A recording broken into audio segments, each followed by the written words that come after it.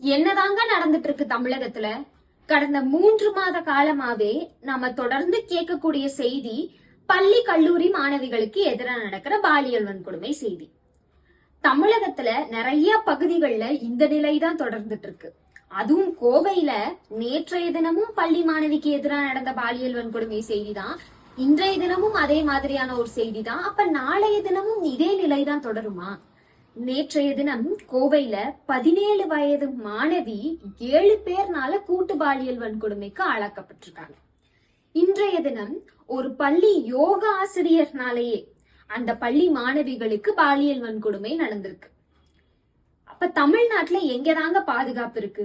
பெண்கள் அவங்க வாழ்க்கையில கடக்கக்கூடிய ஒரு லாங்கஸ்ட் ஃபேஸே இந்த பள்ளி கல்லூரி தருணம் தான். அங்கேயே அவங்களுக்கு பாதுகாப்பு இல்லைங்கும் போது அப்ப என்னதாங்க நடக்குது?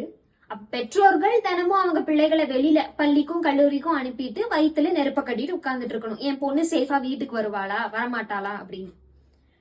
இதுக்கு என்னதான் தீர்வு?